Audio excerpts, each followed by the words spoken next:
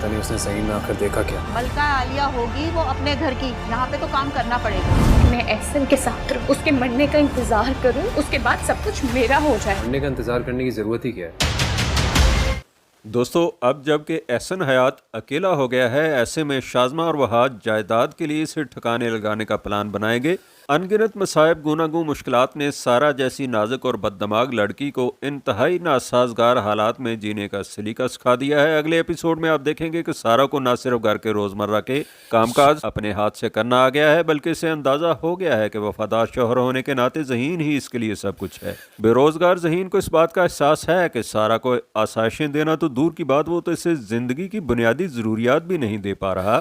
इसी एहसास का ताना बाना है जिससे रिश्ते बनते हैं। अब वहाद जैसे लालची शख्स को क्या पता कि सारा ने ज़हीन में क्या देखा है।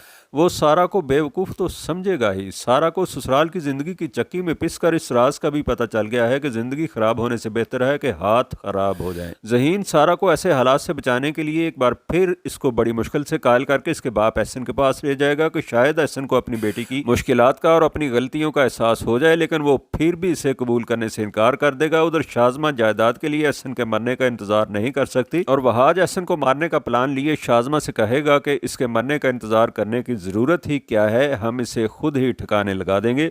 तो दोस्तों, इस वीडियो को लाइक कीजिए और चैनल को सब्सक्राइब कीजिए। शुक्रिया। अल्लाह हाफ़िज़।